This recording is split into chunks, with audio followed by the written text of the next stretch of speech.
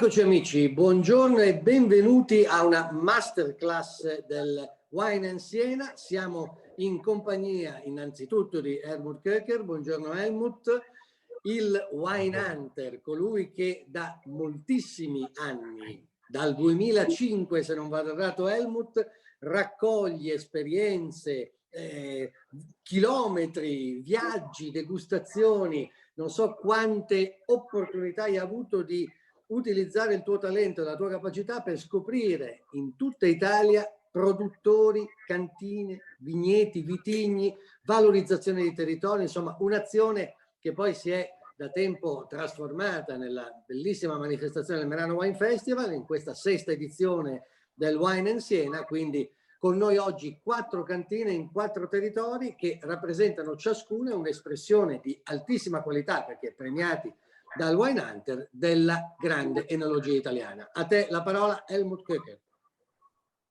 Grazie Andrea per questa introduzione. Ecco, io vorrei presentare un po' le aziende che abbiamo oggi in questa masterclass presente. Abbiamo l'azienda Zorzetic del Friuli e abbiamo con noi Alan Gaddi, che è il responsabile dell'export. La cantina Orsonia 1964, con noi Maurizio Pagliaro, che è il direttore commerciale dell'azienda. Vinea Domini, con noi Aurore de Koning, la responsabile estero, export, e poi infine Mission 18, Carlo Manelli, che oltre a essere uno dei titolari è il responsabile commerciale dell'azienda.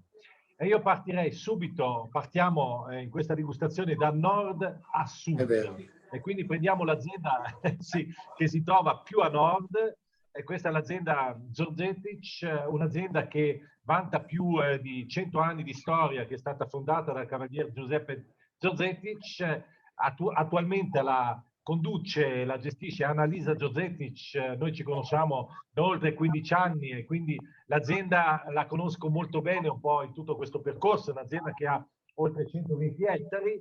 E qui con noi abbiamo Alan Gaddi, che ci darà un po' spiegazioni, delucidazioni sull'evoluzione che ha fatto l'azienda in questi anni, il percorso che sta facendo e poi la filosofia che troviamo nei vini, che è la linea Mio dell'azienda. Prego Alan. Helmut, grazie per l'introduzione. Porto ovviamente i saluti di Annalisa Zorzetic. Come hai introdotto tu anche questo excursus della masterclass, noi ci troviamo nel cuore dei colli orientali del Friuli, che a tutti gli effetti è una vera e propria zona di frontiera, perché il confine con la Slovenia dista pochissimi chilometri e soltanto 40 chilometri col confine dell'Austria. Quindi sicuramente ha dato modo di esprimere uno stile di vini davvero unico nel panorama italiano, con forti influenze ed espressioni ovviamente di quello che è stato il proprio percorso enologico. L'azienda Zorzetic è conduzione familiare, come hai accennato tu in questo momento, da Annalisa Zorzetic, la figlia del cavaliere Giuseppe, ma le sue radici affondano ad oltre un secolo fa. Una delle aziende pioniere anche dal punto di vista dell'imbottigliamento, perché lo sappiamo fino agli anni 30-40 era dedicato soprattutto alla produzione di vini non imbottigliati, quindi sicuramente all'avanguardia sull'attenzione della qualità e dello stile e pulizia dei vini. Da diversi decenni ormai l'azienda ha intrapreso un percorso di attenzione sempre maggiore a quello che è la biodiversità e la vera e propria concetto di sostenibilità in senso lato. È un programma in cui anche Annalisa ha preso il testimone del papà cavaliere Giuseppe e ha dato ancora più enfasi e maggiore accelerazione per dare ovviamente la giusta visibilità e la giusta traduzione di quelle che sono state le idee aziendali. Infatti va a coronarsi questo progetto con la realizzazione della cantina rinnovata, che è un progetto completamente sostenibile per dare anche un senso completo a quello che è la nostra attività in vigneto ed ovviamente a seguito in cantina. Ecco Andrea, se hai qualche domanda da aggiungere. Sì, grazie Helmut. Io volevo innanzitutto sottolineare a chi ci ascolta anche qui una bellissima storia di famiglia, un secolo di storia di famiglia che insomma ha tutte le carte in regola per proseguire in un territorio, e qui chiedo ad Alan qualcosa, in un territorio quello dei colli del Friuli, dei colli orientali del Friuli, non ancora sufficientemente valorizzato dal punto di vista, diciamo, dell'offerta enologica per il pubblico di appassionati. Cioè, gli addetti ai lavori sanno bene la qualità e la forza, il carattere di queste terre di confine, come dicevi. Però io penso che valga la pena, e questa è sicuramente un'ottima occasione di cui ringraziamo Helmut, valorizzarlo ancora e farlo conoscere proprio al grande pubblico, come si dice, perché il Friuli è un patrimonio vinicolo straordinario con dei vini meravigliosi. Io sono un innamorato del friulano, oggi friulano, una volta toccai, lo ammetto, e quindi volevo sentire da Alan qual è la percezione che avete di questa grande opportunità, di questo patrimonio che va esteso. Assolutamente, sono d'accordo sicuramente sulla tua visione di quello che è il potenziale di espressione dei vini friulani.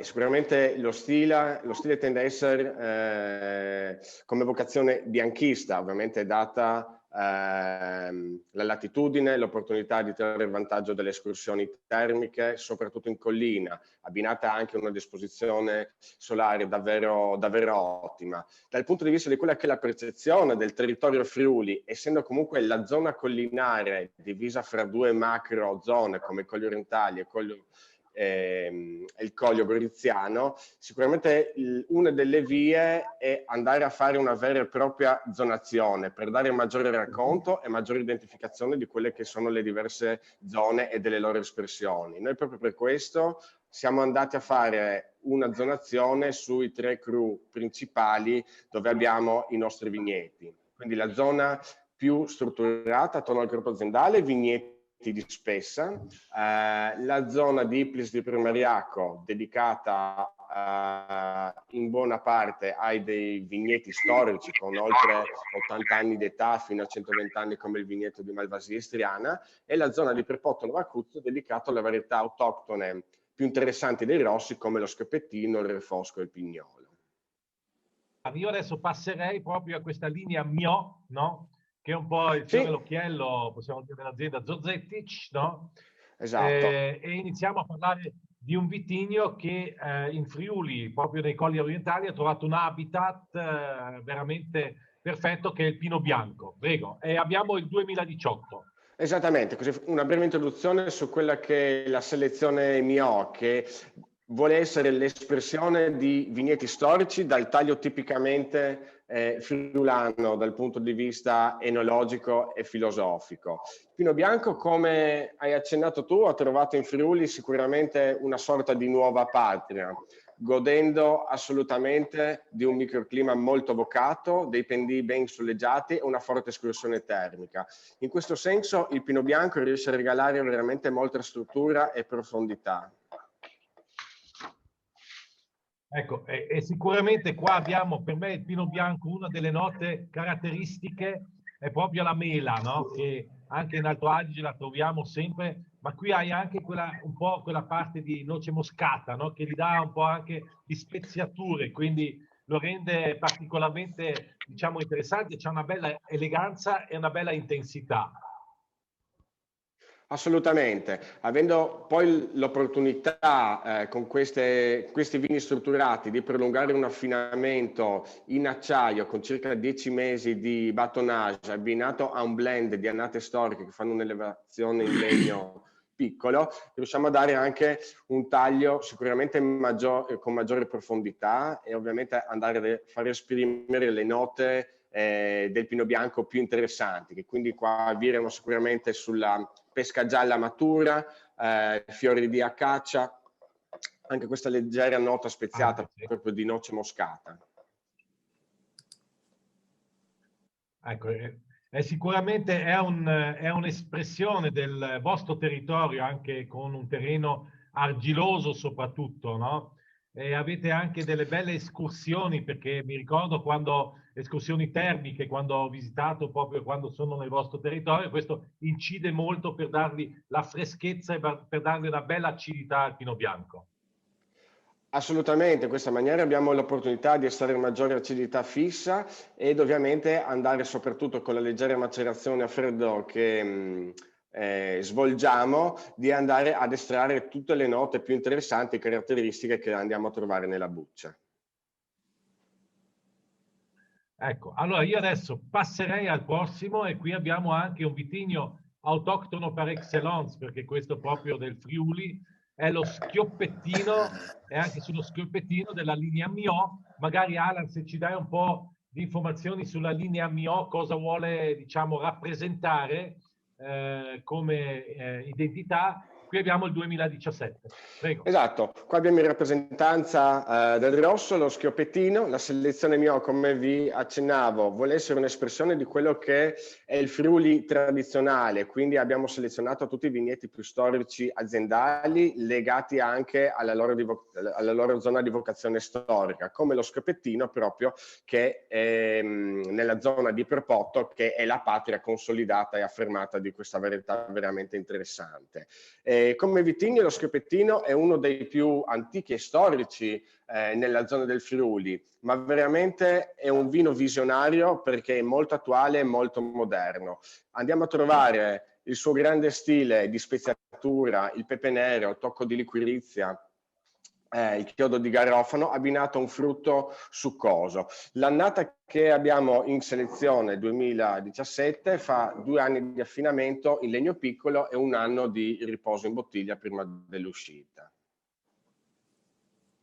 Ecco, bisogna anche dire che l'annata 2017 non era un'annata fortunata in nessuna parte nazionale, e comunque c'ha una bella intensità, come hai detto tu, le note speziate, no? Si sentono, cioè qui hai subito l'idea di fare un abbinamento magari con un bel piatto di carne, no? Magari con un entrecot, ci starebbe molto bene. Assolutamente, no? assolutamente, anche perché un tannino dolce, ben calibrato, è molto interessante anche, che va a trovare questa sua identità storica ma anche moderna, comunque ben bilanciato da una spalla acida interessante. Bello.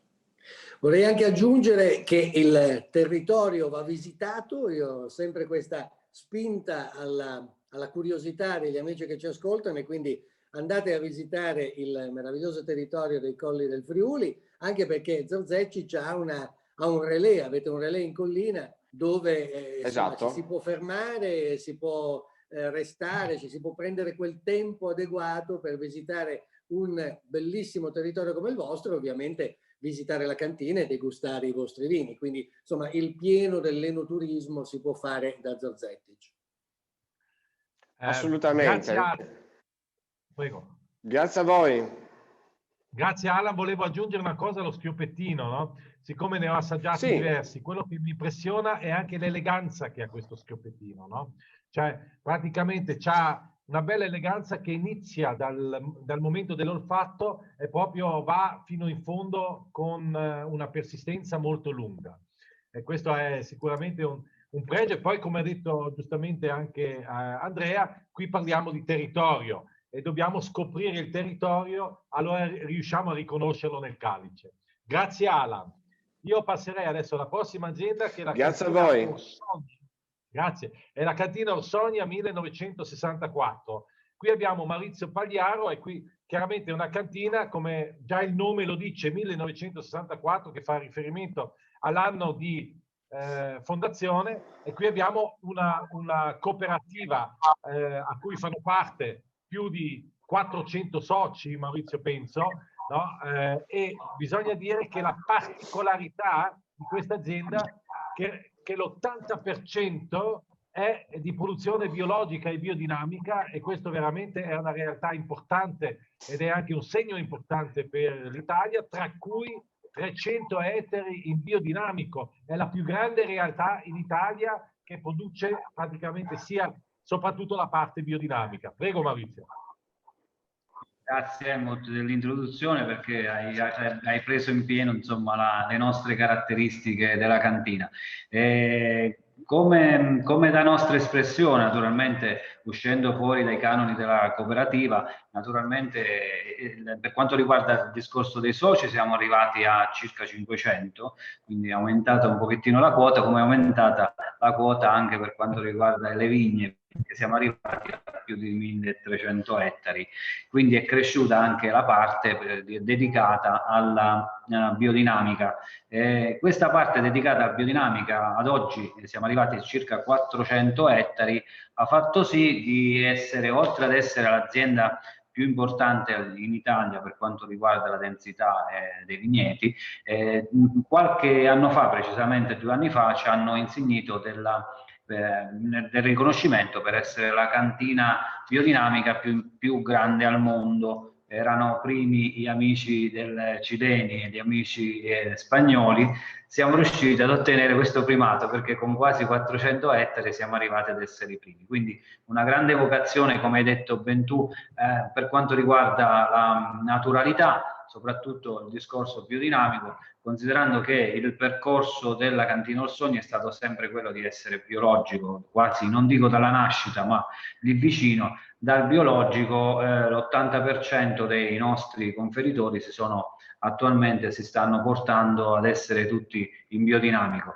Naturalmente perché questa scelta? La scelta viene da una cultura e da una preparazione enologica importante, che è quella del nostro enologo Camillo Zulli, che è un cultore della biodinamica, è un conoscitore della biodinamica, quindi dal suo arrivo in cantina quasi 15 anni fa, diciamo che ha portato questa mentalità e questa mission, perché chiamiamola pure una mission, perché non è facile, vi assicuro, convincere i vari conferitori a passare dalla naturalità al biodinamico e comunque dal convenzionale, chiedo scusa, al biologico e poi passarlo in biodinamico. Quindi c'è una grande missione, la mission che ci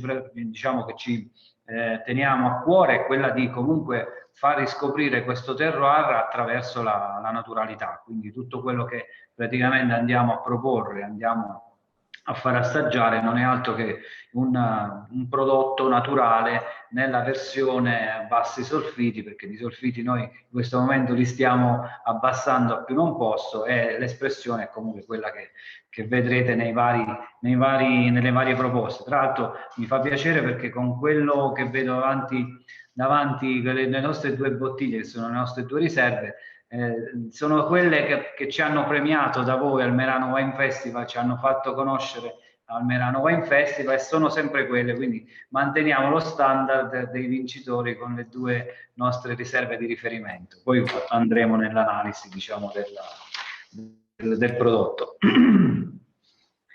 Per quanto, 2 note per quanto riguarda il discorso della sostenibilità. È importante che i vini, come sapete, i vini biodinamici soprattutto si caratterizzano per la sua fermentazione spontanea, per la stabilizzazione tartarica naturale e naturalmente, come ho detto prima, per il contenuto di bassi solfiti. Quindi vogliamo predicare e pensiamo e prevediamo che sia un futuro rivolto sempre più spesso al biologico e al biodinamico, nella speranza che questa scelta si premi, e comunque in questo momento devo dire la verità che la differenza la stiamo facendo soprattutto sul discorso biodinamico e naturalmente sulla certificazione di merito. Mi fermo qui, se no vado avanti come commerciale. No, io ho una curiosità perché Andrea, vai. insomma, Orsogna, capitale del biodinamico, no? Cioè avete introdotto in una terra di grandissima tradizione come l'Abruzzo una innovazione altamente insomma, tecnologica da un lato, ma anche proprio profondamente diversa rispetto a quella che era un po' la tradizione della produzione del vino e soprattutto della coltivazione delle uve in quella posso dire anche rischiosa, perché è un rischio per tanti conferitori, diciamo, anche perché la resa, lo sappiamo che è una resa molto più bassa, quindi è un rischio che andiamo a prenderci. Poi, considerando che voglio aggiungere che abbiamo anche questa tecnica di raccolta tardiva, quindi andiamo ancora più a rischio, quindi la raccolta tardiva, l'appassimento dell'uva in vigna, quindi diciamo che ci sono delle belle situazioni dietro dove naturalmente viene tutta dalla mano enologica, perché lui, come ho detto, è stato lui a crederci per primo e quindi dietro lui hanno avuto seguito gli altri soci. Chiedo scusa. No, infatti, complimenti per questo, anche perché insomma in altre terre come nell'Alto Adige di Helmut la cooperativa è una espressione del lavoro che ha magari una storia più profonda. Quindi trovare questa vitalità e questa scelta coraggiosa è davvero molto interessante. E poi avete un panorama stupendo. Cioè avete da un lato il mare, dall'altro la montagna della Maiella, se non vado errato, con una meravigliosa proprio contrasto, quel territorio in cui il vino non può che essere incisivo, schiena dritta e grandi possibilità. Assolutamente, sono d'accordissimo, è quello che ci rappresenta, perché questi favorevoli escursioni termiche ci aiutano nel mantenimento. Considerando che siamo anche, la vicinanza proprio dal mare, siamo a 15 minuti dal mare, addirittura siamo a mezz'ora direttamente, c'è una distanza di mezz'ora dove si arriva direttamente in montagna, dove noi alleviamo e coltiviamo tanti di quei prodotti che facciamo nella nostra linea. Comunque Maurizio, io devo aggiungere una cosa, cioè complimenti per riuscire a diciamo convincere tutti questi viticoltori a credere in una produzione biodinamica, no? Perché non è facile, proprio come è stato detto prima, c'è un rischio abbastanza grosso, no? Se voi avete 400 ettari è veramente notevole. Io vedo qua in Alto Adige i produttori biodinamici, i problemi chiaramente che poi nascono con le varie annate e lì si differenzia ovviamente questo prodotto e poi magari ci sono addirittura annate dove non si riesce neanche a produrre un vino, no? Anche questo succede nel biodinamico, no? Per cui complimenti che come cooperativa riuscite a convincere veramente i vostri soci, conferitori poi a mantenere questa linea. Questa è sicuramente una cosa molto da sottolineare. Io adesso passerei all'assaggio, Maurizio. Cosa facciamo prima, il Nican o il Coste di Moro? Allora, facciamo prima il Nican. Premetto che il Nican, essendo un prodotto che viene dal discorso biologico e biodinamico, naturalmente è considerato, anche se le uve sono biologiche, è considerato un convenzionale per noi. Quindi in questo caso assaggiamo una grande riserva dove veramente ci identifica come regione, perché ha quel colore, quell'impatto, quella maturazione giusta, ma soprattutto può notare Helmut che ha un estratto molto alto. Questo detto anche dai nostri visitatori in fiera nel Merano Wine Festival. Quello che colpisce di questo prodotto è un estratto altissimo. In effetti c'è un estratto molto alto. La tecnica della surmaturazione e della raccolta tardiva si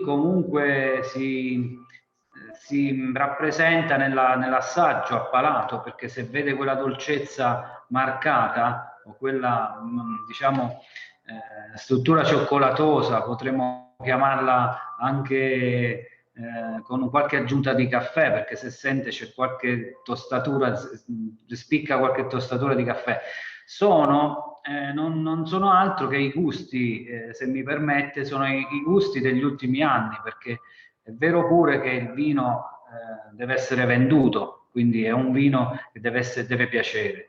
E nelle nostre, diciamo, mission, nei nostri percorsi naturalmente enologici, andiamo a pensare e a raccogliere il tutto in un'espressione che deve essere poi apprezzato e venduto, perché il vino, ricordiamoci, che va bevuto, non va solamente degustato, e quindi se facciamo un po' dei prodotti, se mi permettete l'uso, un po' ruffiani, come la nostra regione. No! Comunque, quando si parla di surmaturazione, cosa diciamo? Che sono una settimana o 2 settimane oltre la maturazione?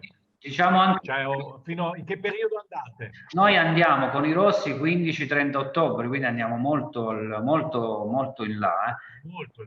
Assolutamente, quindi non... Per cui c'è un altro rischio, è sempre quello del tempo, no? Siamo sempre lì, no? Perché se magari vi capita una pioggia in questo periodo, allora chiaramente tutto il raccolto non raggiungerà questi livelli, no? Puoi immaginare questa grande missione che abbiamo nel fermare i nostri conferitori che non vogliono rischiare, quindi nonostante la resa bassa della biodinamica che purtroppo dà, quindi immagini questa, però ecco l'espressione, quando riescono bene le cose, può sentire dall'espressione del vino, del profumo e dell'appalato quello che praticamente andiamo a predicare, tra virgolette. Comunque, pur avendo anche un grado alcolico alto, 15,5%, non si sente, no? Anche qua questa delicata nota di acidità, no? Che gli dà appunto una bella freschezza addirittura, no? E comunque sono d'accordo e condivido per quanto riguarda un po' le note tostate da una parte, anche le note un po' di cacao che si sente nel palato, ed è molto, molto morbido, no? E quindi ti coinvolge proprio, no? Ma anche avvolgente, no? Come è anche un gusto molto femminile, perché noi nelle varie fiere, negli eventi praticamente abbiamo un parterre femminile molto importante che ritorna dopo l'assaggio del nostro prodotto. Questo è un prodotto che fa due tipi di affinamento. Vabbè, facciamo fare il classico 18 mesi nelle botti piccole, poi mentre altri 18 mesi lo facciamo fare in tonneau, quindi cerchiamo di dare a volte anche meno, perché dipende dopo la scelta enologica come presentarsi nella tostatura e nel gusto legnoso. Però negli ultimi anni per noi stiamo vedendo che comunque stanno apprezzando meno legno e più maturazione per quanto riguarda il prodotto, quindi non so se siete con me su questa linea. Maurizio, condivido in pieno, cioè è la materia, diciamo, gli aromi primari che adesso hanno molto più peso che una volta. Devo anche dire una cosa, è del 2010, quindi c'ha 10 anni questo vino, e questo, diciamo, anche uno dei pregi. Qui si vede proprio il potenziale di un Montepulciano d'Abruzzo, siamo, prima Andrea l'ha detto, nelle colline teatine, quindi, no? E veramente di un'espressione di un territorio dovuto sicuramente anche a una selezione accurata dell'uva, a un'attenzione poi in cantina, grazie all'enologo per essere riusciti ad arrivare a un prodotto a questi livelli. Va bene, io passerei adesso invece al prodotto Demeter. Demeter è la certificazione del biodinamico, e qui abbiamo anche un 2011 che si chiama Coste di Moro. Coste di Moro non è altro che una zona di produzione vocata, dove noi praticamente siamo andati a scegliere nelle viti più anziane, tra virgolette, questo prodotto da fare a riserva. Anche qui naturalmente Helmut, mi permetto di dire che non ci scostiamo molto, perché quell'aroma, quel cioccolatoso, comunque quella leggera tostatura si sente anche qui. È chiaro che spicca più qualcosa in merito per frutti rossi, quindi ribes, quindi una grande accento per quanto riguarda frutti a barca rossa.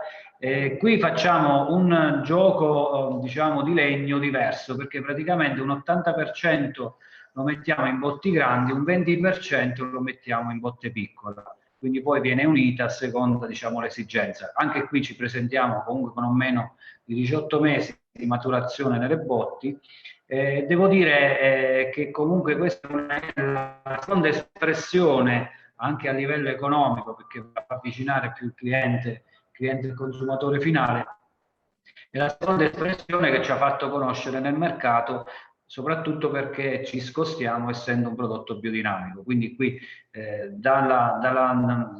si è notato nella sua degustazione, praticamente la surmaturazione si sente anche qui, quindi senza ombra di dubbio si sente questo frutto comunque più maturo, più marcato, che è stato più sulla vite, perché si sente comunque è la nostra caratteristica, diciamo. Ecco, sono tutti e due Montepulciano, quindi la base è la stessa, no? La differenza appunto che l'uno è più, come dicevi prima, no? Biologico, convenzionale, e l'altro invece con una linea chiara che è quella biodinamica. Io devo dirti che oltre alle note tipiche che prima abbiamo detto anche per quanto riguarda il Montepulciano, qua mi sembra di toccare la terra, no? Mi sembra di entrare con le mani dentro nella terra, no? Ed è questa un po' la filosofia anche di Steiner, no? Che praticamente dice quello che entra nella terra esce dalla terra, no? C'è questa freccia che entra e sale, no? E questo è il bello che qua in questo vino si sente proprio, no? E quindi è un altro approccio rispetto ovviamente al Niccan. Il Niccan ovviamente ha magari quella nota di eleganza, quella nota che magari ti porta di più, c'hai gli aromi primari, gli aromi terziari. Qua c'è la terra, c'è la natura, no? E questo è quello che alla fine rappresenta il biodinamico. Ha centrato proprio il punto, perché praticamente biodinamica è l'espressione effettiva di una terra, di una naturalità di un terreno, la fertilità di un terreno, quindi è l'espressione quello che praticamente appena detto, quindi assolutamente. Un'altra sfida che ci siamo imposti, se vede Helmut nel retroetichetta, abbiamo i valori dei solfiti, quindi non so se è arrivata l'etichetta giusta, e quello è un nuovo modo di comunicare, dove noi andiamo a comunicare la presenza dei solfiti naturalmente in un prodotto biodinamico nei confronti di un convenzionale piuttosto che un biologico.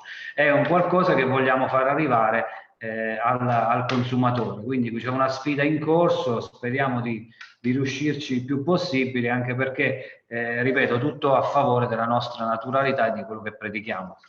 Oltre ad essere ruffiani, naturalmente. Ecco. No, ma direi che più che, ecco. più che quello siete invece dotati di un grande orgoglio di quello che fate, perché avere questa trasparenza anche sul retroetichetta, di dire le cose come stanno, non è un rischio, è una consapevolezza che state facendo qualcosa per bene. Assolutamente, sono d'accordissimo, la ringrazio. Ecco. Grazie Maurizio, aggiungo una cosa anch'io, che per quanto riguarda i solfitti, questo sarebbe una battaglia mia. Secondo me su ogni etichetta del vino ci andrebbe la quantità di solfitti che c'è dentro nella bottiglia, perché purtroppo la comunità europea dà un massimale, allora tu devi solo mettere sulla bottiglia solfitti aggiunti, null'altro, no? Invece dovresti mettere il quantitativo, allora inizia a vedere le differenze, no? Perché voi siete inferiori al 60 mg di sulfiti, no? Rispetto ai 150, adesso non so esattamente i massimali che sono per quanto riguarda il rosso. Va bene, grazie Maurizio, io passerei adesso alla prossima azienda e abbiamo anche una realtà cooperativa, abbiamo la Vinea Domini e qui abbiamo Aurore De Koning insieme con noi. Questa è una realtà grande anche che rappresenta la zona, l'area dei Castelli Romani, e fa parte di una cooperativa che ha il nome di Gotta d'Oro, no? Adesso passerei la parola a Aurore che ci spiega un po' questo mondo. Grazie Aurore. Ok, grazie mille per questa presentazione e grazie per invitarci a Wine in Siena. Quindi Helmut, hai ragione, Vinea Domini è un progetto all'interno di una grande cooperativa dei Castelli Romani che si chiama Gotto d'Oro.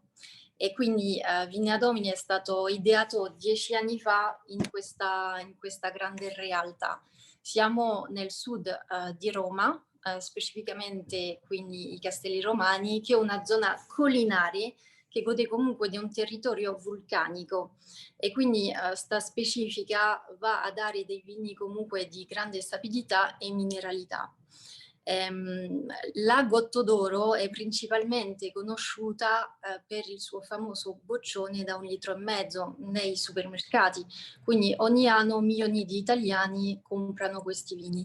Però noi come cooperativa abbiamo comunque un ruolo fondamentale anche per il territorio, una zona, quindi i Castelli Romani e anche il Lazio, quindi una regione che da anni, secoli ha sempre lavorato con i vini o anche portare i vini attraverso tutto il mondo, però purtroppo in questo momento il Lazio non è una zona ancora ben conosciuta per i suoi vini, quindi noi abbiamo un ruolo molto fondamentale per riproporre comunque vitigni autoctoni o anche vitigni internazionali con delle proposte di alta qualità. E quindi ecco, da qui parte il progetto Vinea Domini 10 anni fa. Quindi abbiamo fatto una selezione dei soci che ci hanno seguito in questo percorso.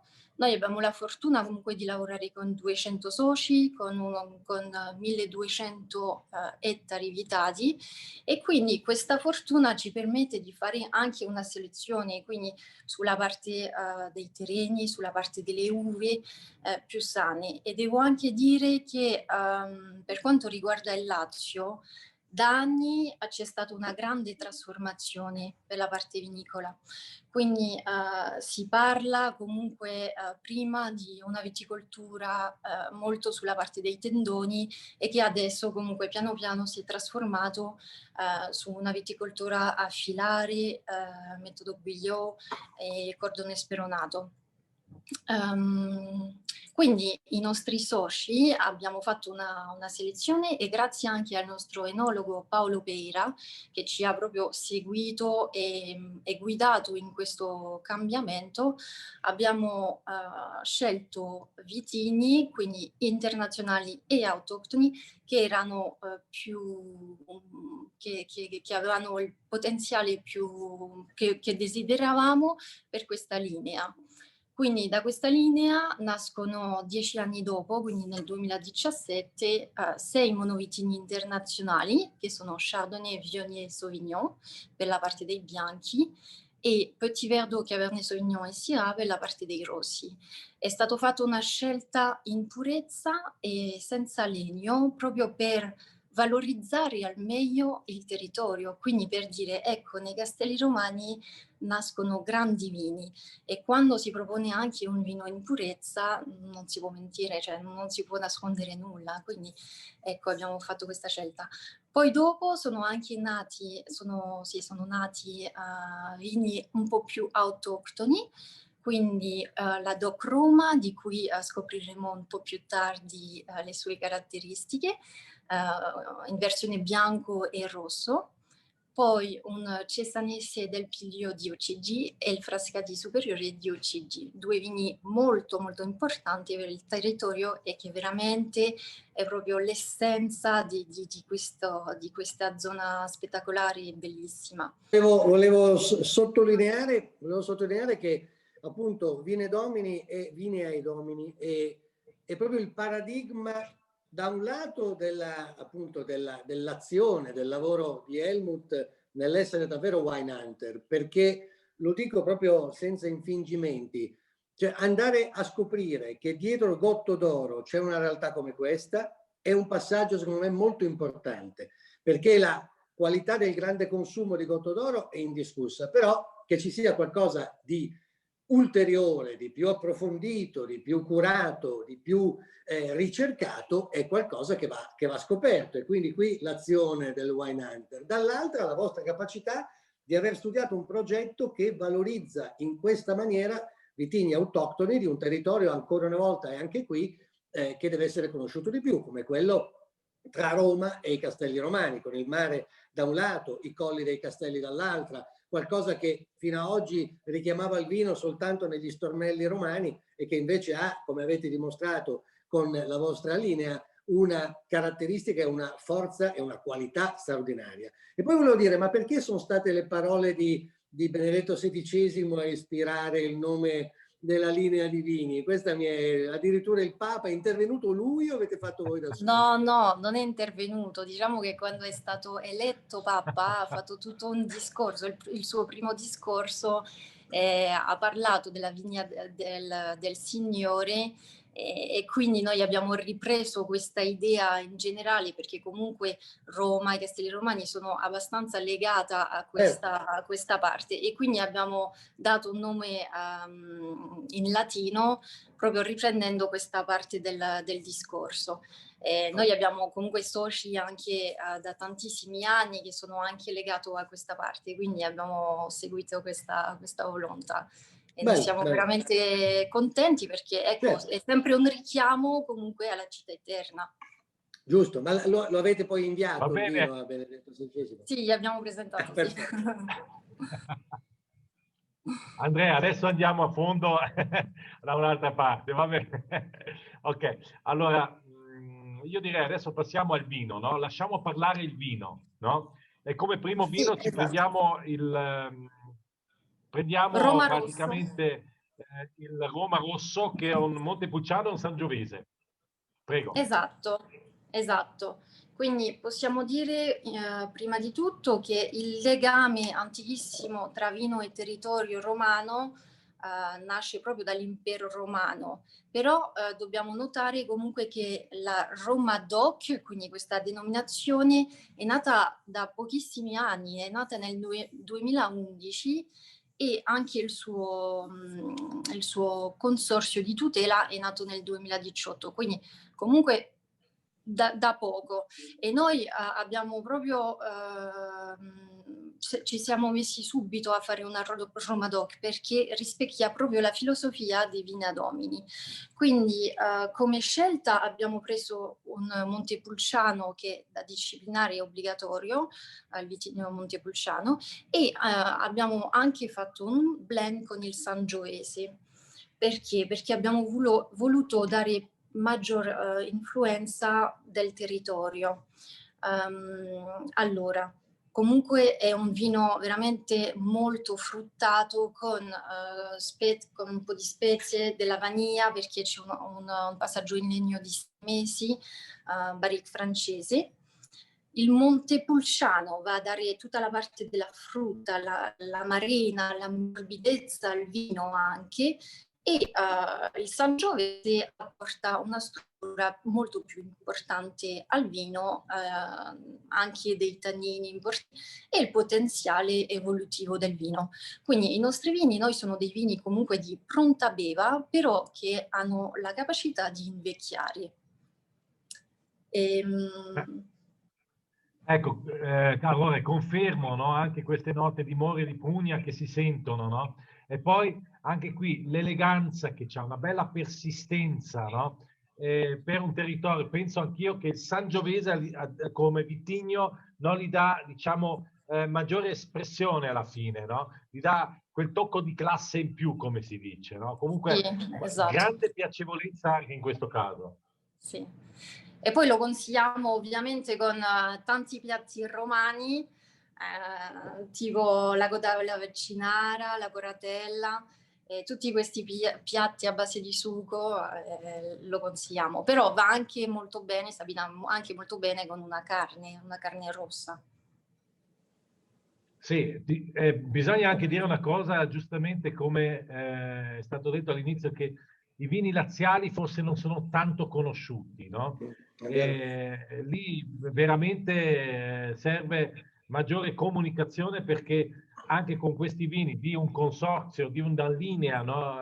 Vinea Domini, cioè è una cosa veramente, una grande espressione poi di un territorio che ha una sua storia. Castelli Romani, alla fine, se vediamo l'impero romano, dov'è il fulcro del vino? Dov'era? Nel Lazio, no? È da lì che è partito un po' tutta questa storia 2000 anni fa.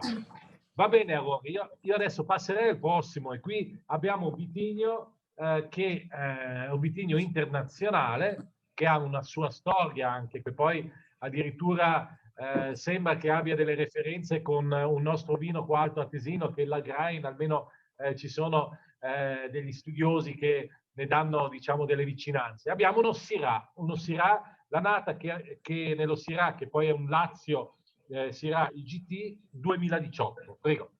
Esatto, 2018, quindi un vitigno internazionale in purezza, scelta proprio dal nostro enologo di proporre anche vitigni internazionali e affinamento solamente in acciaio. Quindi questo per dimostrare il potenziale vero del territorio del Lazio. Un vino comunque in purezza è sempre più complicato da fare, magari è impossibile nascondere piccoli difetti, quindi è stata veramente una scelta coraggiosa per proporre questa nuova linea. A livello proprio enologico, quindi andiamo a fare una macerazione prefermentativa a freddo a 10 gradi, e poi per quanto riguarda la svinatura è fatta immediatamente. Questo è un vino comunque molto di spezia, di pepe nero, ritroviamo anche l'amarena, un po' come prima, però in modo diverso, la violetta è molto presente, anche il mirtillo, quindi questi frutti un po' di bosco. Per quanto riguarda il potenziale evolutivo può ancora andare avanti, quindi c'è un buon potenziale evolutivo. E questo vino invece lo consigliamo su una parte più di formaggi, di salumi di media stagionatura, o anche per esempio una zuppa di pesce. Grazie, io devo dire che lo Syrah, a mio avviso, potrebbe essere una bella referenza, ma per il Lazio in generale, e comunque è una bella espressione del vostro territorio, no? Pur essendo un vitigno internazionale, significa che lo trovi in tutto il mondo, ma secondo me può fare una bella strada, no? E quando, e come si diceva, ha anche ora un potenziale di invecchiamento, anche qua, magari tra 5 anni, tra 8 anni, sicuramente avrà ancora un'evoluzione nella bottiglia e nel calice. Grazie Aurore, io adesso passerei alla prossima azienda, che è un'azienda, e siamo in Campania, è un'azienda dove abbiamo con noi Carlo Manelli, che almeno è un'azienda nuova che anch'io ho conosciuto solo recentemente, poi ha un nome Mission 18, quindi c'è dietro qualcosa, no? Mission 18, che c'è una missione, praticamente proprio un'idea, no? Che nasce appunto da una passione e poi rappresenta un territorio che, come vini, abbiamo l'Irpinia, siamo nella zona di Avellino e la sede dell'azienda è a Napoli. Prego Carlo. Che ha perfettamente chiarito le origini dell'azienda. Siamo nati da una scommessa proprio nel 2018 di portare avanti una tradizione, quella vinicola campana, un territorio martoriato e in grosse difficoltà dal punto di vista economico-finanziario, insomma tutte le problematiche legate alla regione, però con tante ricchezze. E il nostro obiettivo era proprio quello, dar vita ad una compagine, no? Un ventaglio di prodotti particolari, rivalutando quella che è la tradizione vitivinicola della zona.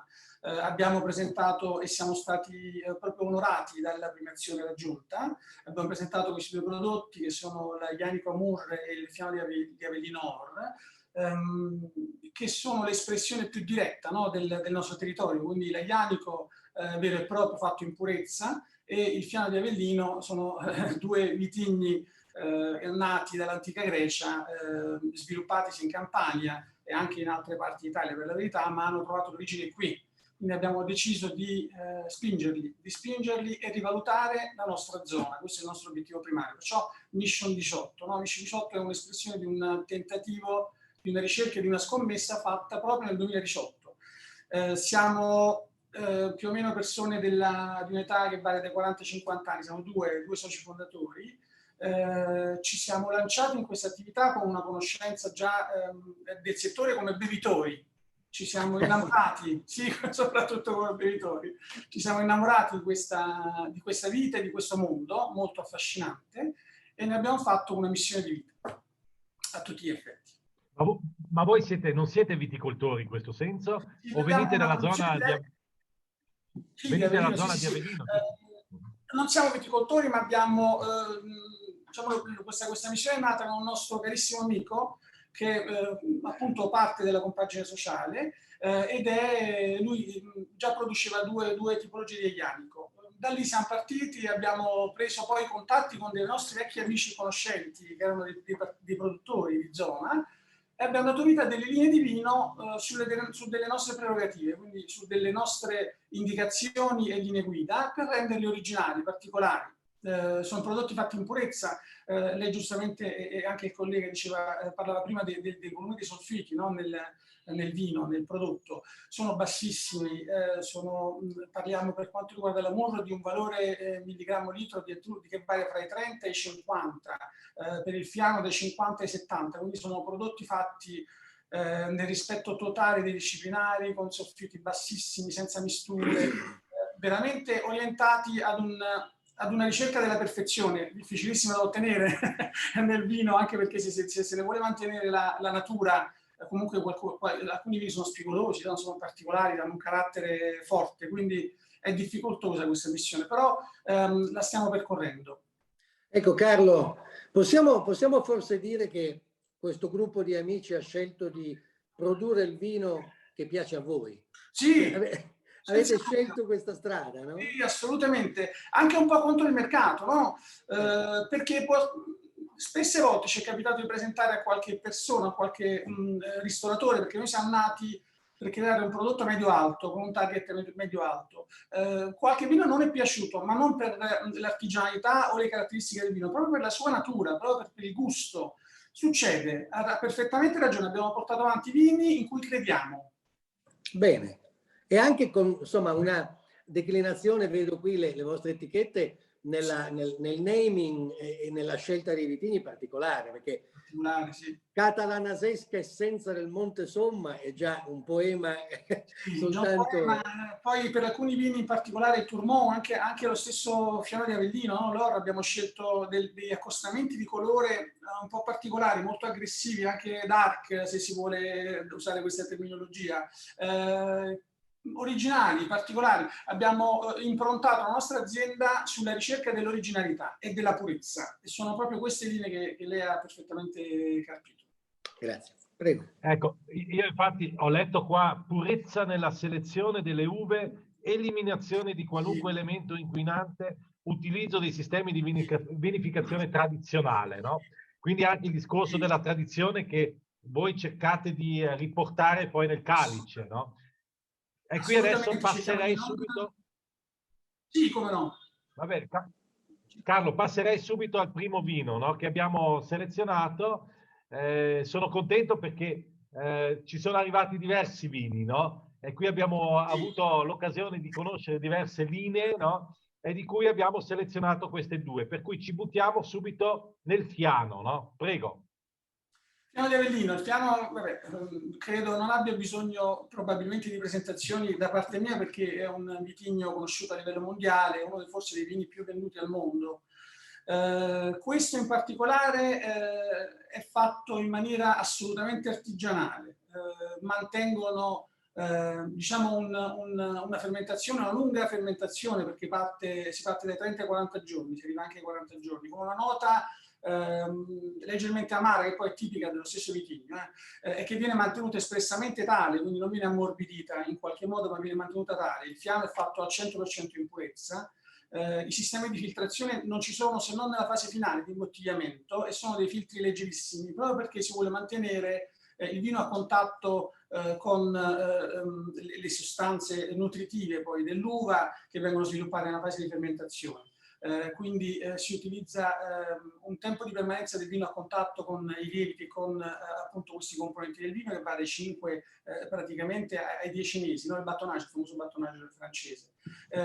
La filtrazione, la lavorazione stessa del mosto è fatta a mano, la follatura è fatta a mano, non ci sono pale meccaniche, non ci sono pompe meccaniche, e questo rende fondamentalmente il vino anche un po' impuro, no? Nella fase iniziale, impuro nel senso di materiale residuo a contatto con il liquido.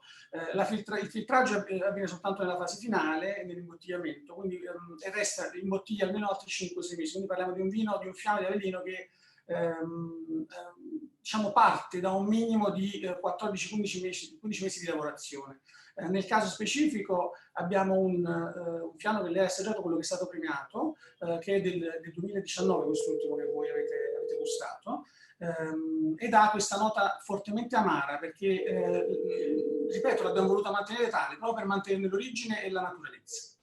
Questa nota amara che sembra in un primo momento essere un freno addirittura, invece poi di dare una bella gradevolezza, cioè quando tu hai diciamo sorseggiato, il primo sorso che hai ti sembra, e poi invece lo senti, la nota amara invece ti dà quella forza in più, no? Hai detto perfettamente, questo... si ammorbidisce poi con il sorseggiare del vino, è graduale. Questo apprezzamento. Ripeto, i nostri vini sono molto spigolosi, per cui, come ha detto perfettamente, in fase iniziale possono in qualche modo anche disturbare, però poi si capisce che quella è l'artigianalità e la caratteristica del vino, e la si apprezza delicatamente. Passiamo al prossimo, passiamo al rosso, e quindi passiamo a un blend tra Aglianico e Merlot.